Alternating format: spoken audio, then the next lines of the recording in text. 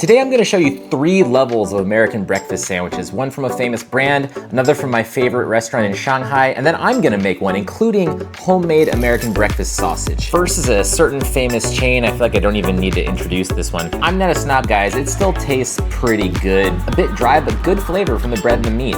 Also, McDonald's has the best hash browns. These are the original. Definitely better than the breakfast sandwich. These are one of the best potatoes in the world. Simple, nostalgic, and a relatively good choice when you're at a train station. Nothing else to say. Perhaps because of the influence of McDonald's, some cool Shanghai bakeries have been getting into the breakfast sandwich game. Not enough for my taste, but this one is currently my favorite. I got mine as a double because I'm a maniac, and it comes overstuffed. On the Chinese internet, this is what they call a meat mountain. It lives up to the name.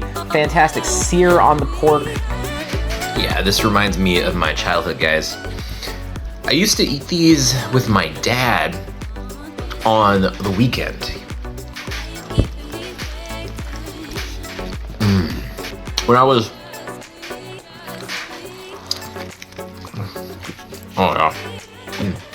when I was a kid, I actually could not imagine a better taste than this. I was wrong, of course. There's a lot of better food in China, but it's still really good. This one is very high quality. We've got like kind of fresh eggs, cheese there.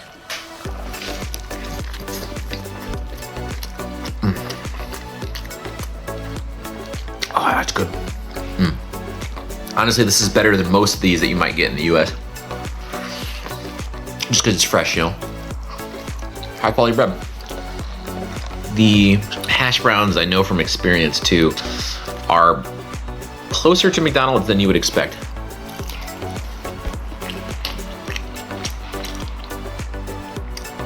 Very fresh, salty, nice potato taste. Are those better than McDonald's? I don't know. They're good though. Really good. Small detail, but one thing that is off is the cheese. They use a nice cheddar. It should be a cheap piece of normal American. Time to fix that. Then again, the problem is that nowhere in China sells American breakfast sausage. So we are gonna make our own. So it's actually quite fatty pork. That'll make a difference. Why? Well, because fat tastes better, guys. Of course, you guys know I do like to sub ingredients, but there are a few things, if you miss them, it's not American breakfast sausage. I mean it, without this stuff, it really just will not do. The first is sage. This stuff is kind of the taste of old-fashioned American holidays.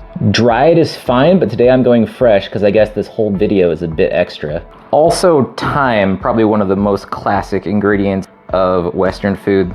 Again, dried is fine, but this looks great. It'll probably make it taste better.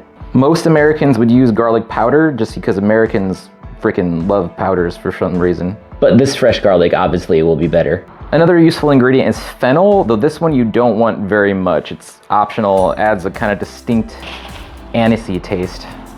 I'm serious though, you absolutely cannot leave the sage out. I'm gonna pretend to cut this while I hold the camera in my other hand. Not easy, by the way, guys. This is what I do for you.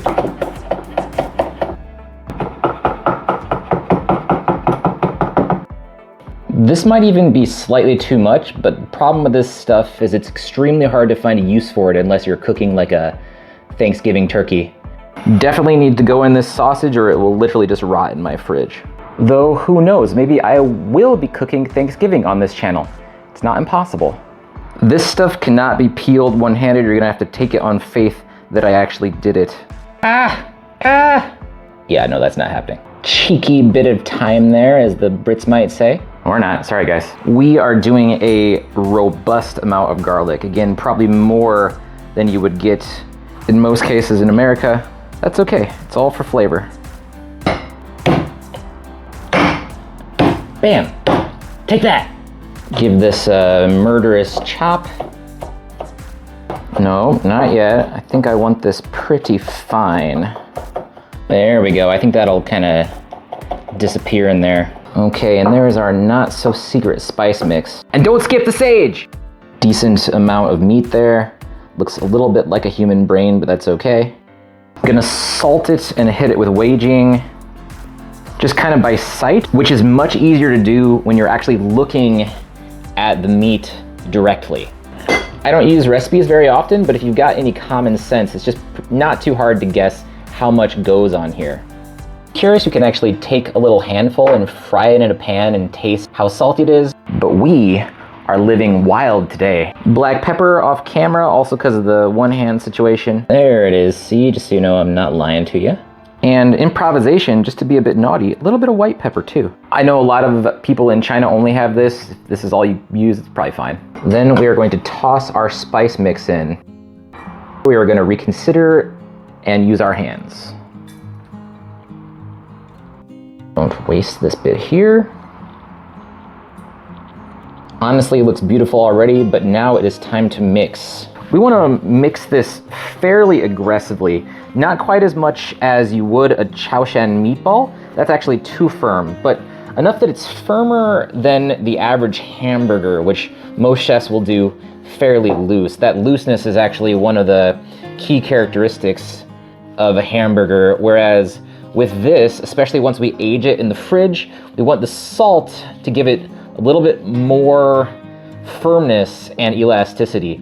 It's kind of one of the big differences between a sausage and a hamburger, is that a sausage kind of snaps back a little more when you bite it, even when, sorry, lost my train of thought there, even when there's no casing, because the salt somehow kind of like cures the meat or some sciencey thing. Halfway through, it's important to remember that you forgot to add chili powder, and then accept that you're going to be eating not spicy sausage because of this dirty hand situation. That's actually not a problem. Some people do actually spice their breakfast sausage quite a lot, but I would say probably the most traditional, the most basic version probably does not have any chili powder in it. And apparently that is the version I am making today. Gross. Okay, I've been going at this a bit. It's probably good. You want it not that hard. Don't give this the Chaoshan treatment. It'd be interesting, but it's not American breakfast sausage. I like that big chunk of garlic there. This is gonna be good. So first we're gonna wash. It's gross. Still greasy. Yeah.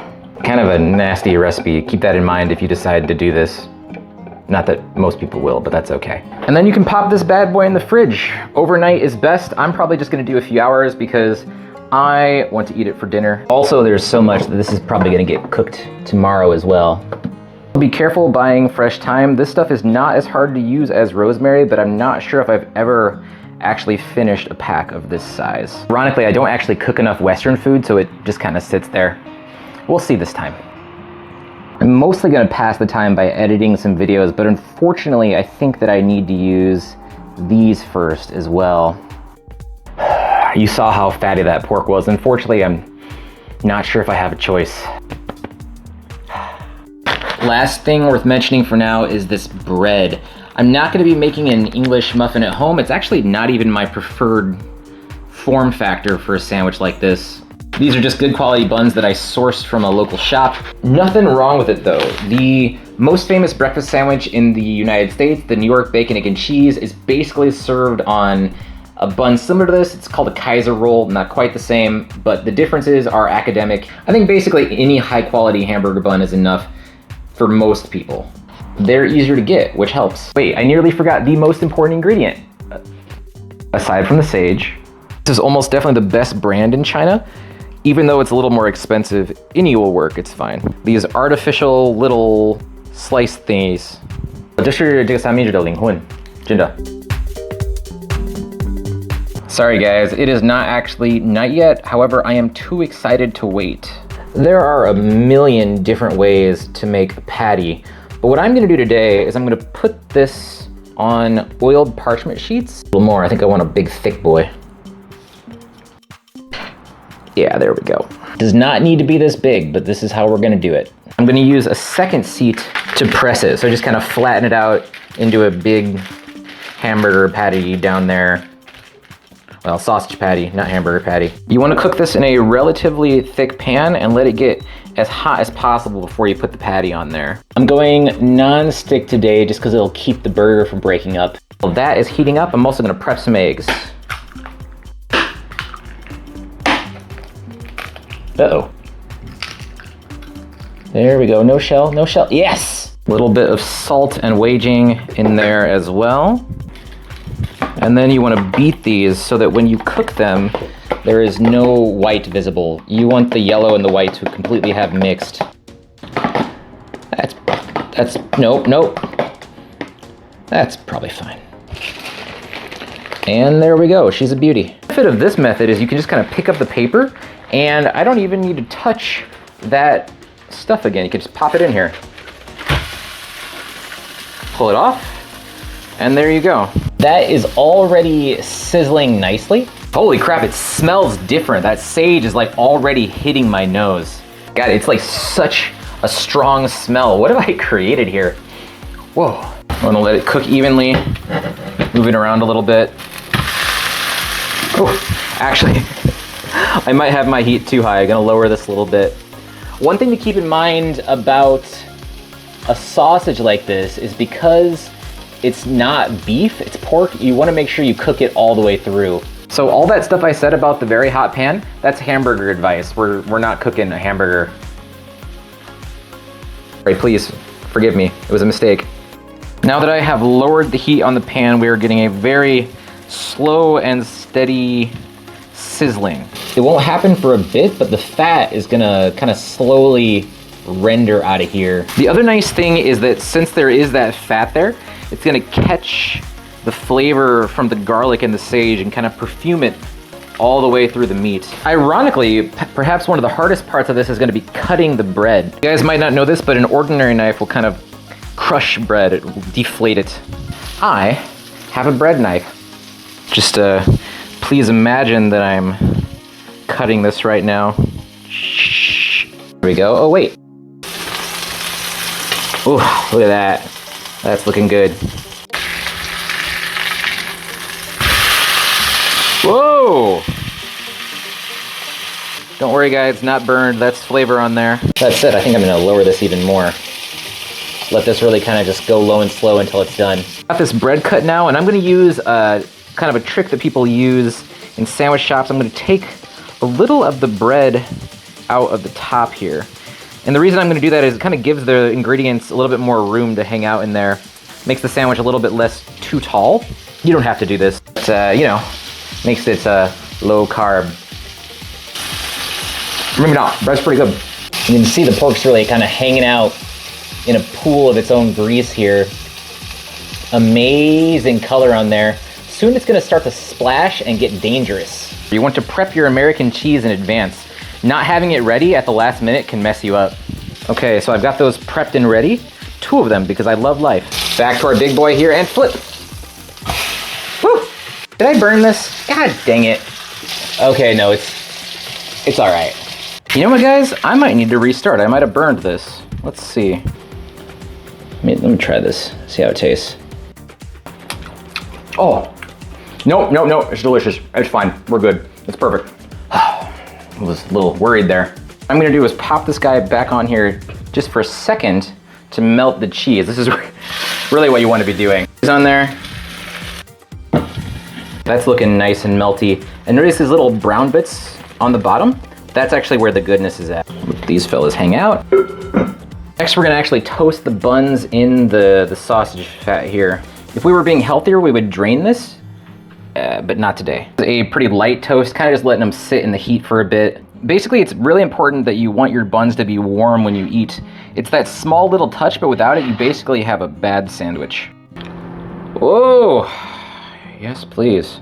Just a little bit on the other side, just like 10 seconds so it's warm. Now we're gonna actually put this over the bun so the steam will rise and heat it a little bit. Western breakfast is not complete without some butter. We're gonna toss that in there, let it heat up a little bit. And this next bit is really important.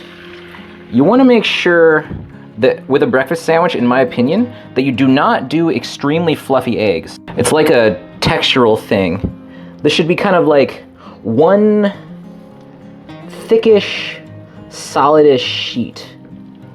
Again, no Gordon Ramsay scrambles here, please. They're delicious, but I just think that the texture messes up a sandwich like this. Instead, you want the egg to be this kind of like cohesive. It's very important that it does not smush out of the sandwich when you take a bite. Yeah, that is holding together nicely. Are we bold enough to flip? We are! Notice that it's really quite flat, it's a solid sheet. The authentic way would be to eat it on a paper plate, but we are gonna get out a fancy plate because this is a cooking video. Oh, cheese. You get a cheese sticking to your bread situation, it'll be okay. Pop this guy on here. And our omelet. Is that too much egg? I think so. Okay, it'll come off quite, tough hands, not tough enough for that. A lot of American chefs right now would do a kind of like hot sauce, but we are just gonna melt a little bit more butter and pour it on top. Yes! While you're at it, get the top bud in there too. King. The shape is a bit different. There's a bit of a hamburger vibe to this. That's okay. Great coverage from the egg. The internet, isn't it? I need to do a cross section. There we are. That looks pretty good. Ooh. Well, that took some work, but so does everything worth doing. Let's get my hands dirty again.